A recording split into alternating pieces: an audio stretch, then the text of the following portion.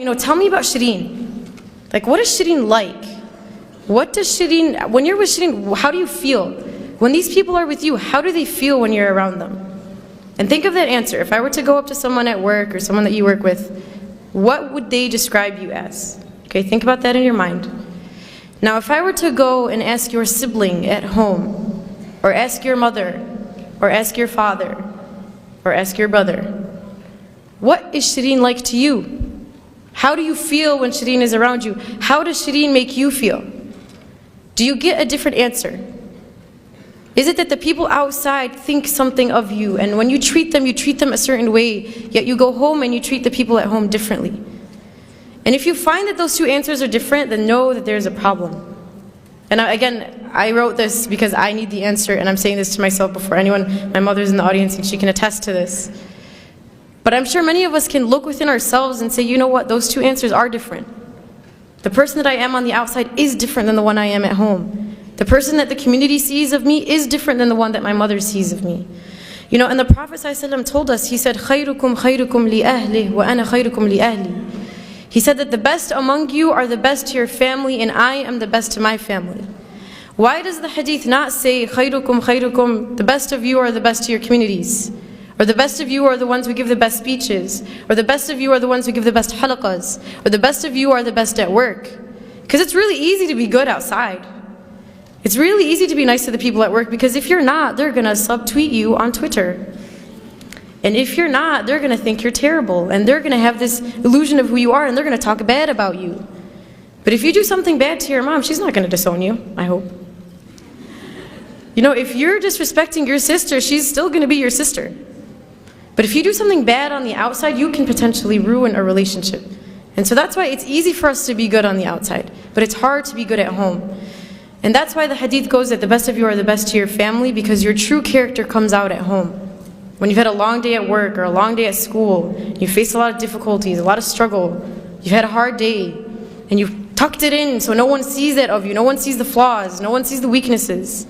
But then you go home and you unleash the monster. You unleash the thing that's been building within you the entire day. And who do you unleash it to? The people that you should care about most. The people that deserve the most respect from you. And that's what we do. So I need you guys to think about that.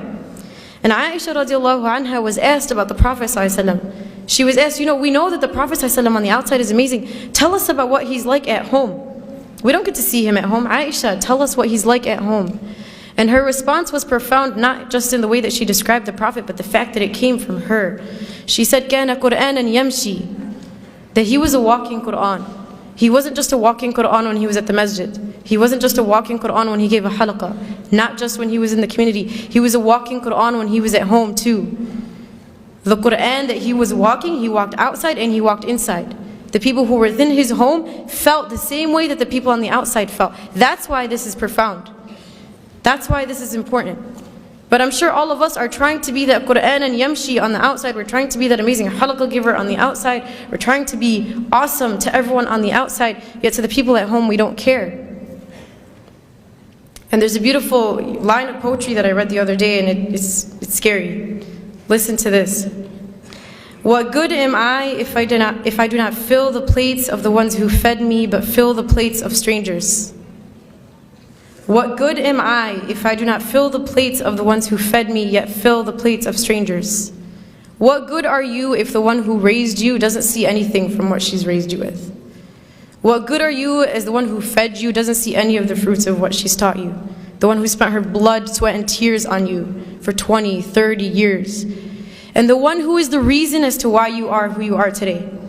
The one who helped you get there. Yet as soon as we get our degree, as soon as we can speak, as soon as we're something to the community, we forget about everyone who taught us.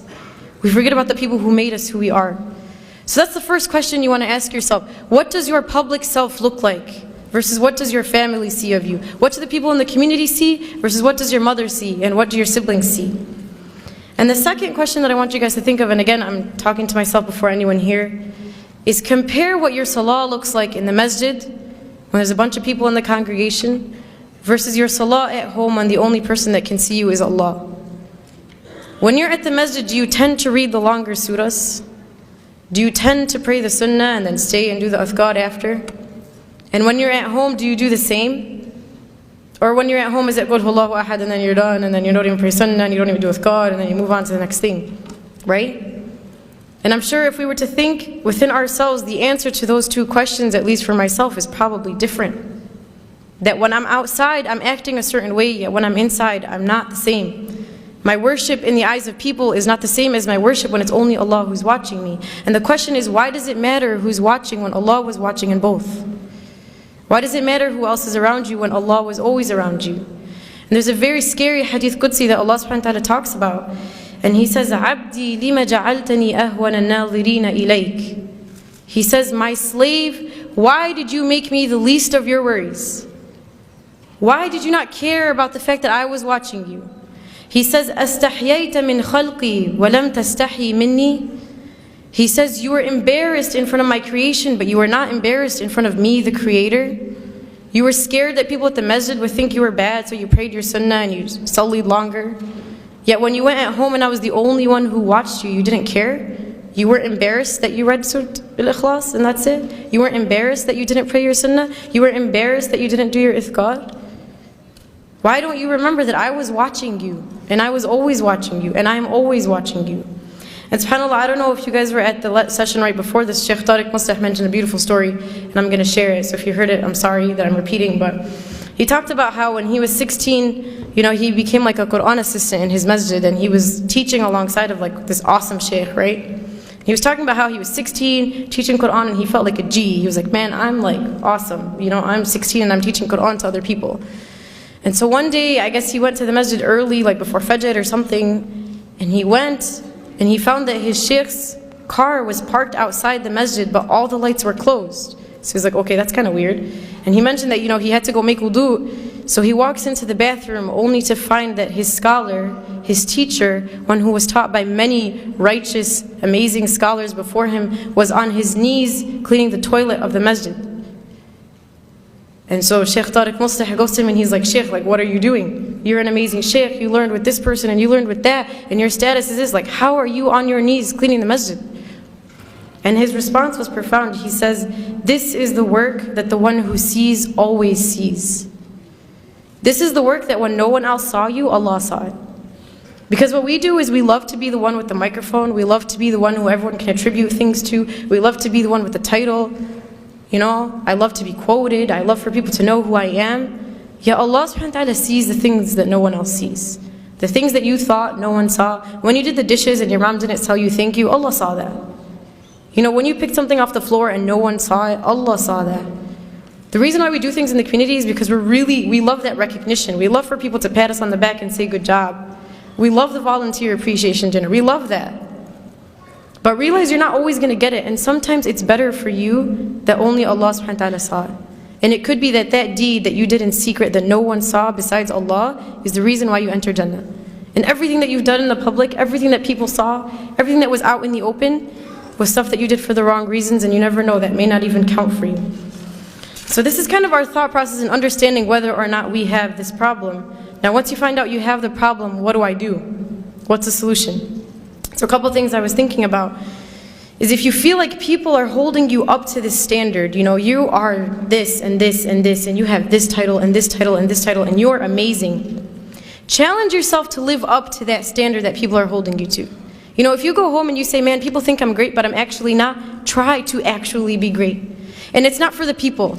It's not for people to say, Shireen Salama was great. But it's for me to improve myself so Allah can say Shireen Salama was great. For me to take the standard that you put me at and to try to actually achieve it. Not for you, but for Allah. And the second thing is that for every public deed that you do in the eyes of people, that you double that in your private life, in your private ibadah. That, man, if you prayed in the masjid, try to pray at home when no one else can see you besides Allah.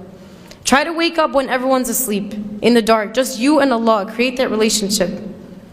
And the third, and this is a dua that was taught to us by Abu Bakr radiallahu anhu. He used to receive praise, and there was this beautiful dua that he used to say. And it goes, Allahumma ghfir li ma la ya'lamoon, waj'alni khayran mimma yadhunnun. Which translates to, O Allah, forgive me for what they do not know about me, and make me better than what they think that I am. Because it's funny, we like to cover up the fact that all of us have a hidden past. All of us have some secret, all of us have some sin, all of us have something that we've done that no one else knows. But remember that when you're being praised, that you once were in that state.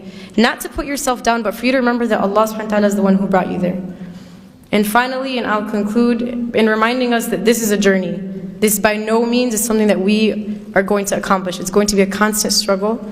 But at least when we die, we'll be dying on the path and struggle for the sake of Allah subhanahu wa ta'ala. So I ask Allah subhanahu wa ta'ala to make us among those who can improve upon ourselves and to make the journey to Him easy. Subhanakallahumma wa bihamdik nashhadu an la ilaha illa ant nastaghfiruka wa natubu ilayk. Assalamu alaikum wa rahmatullah.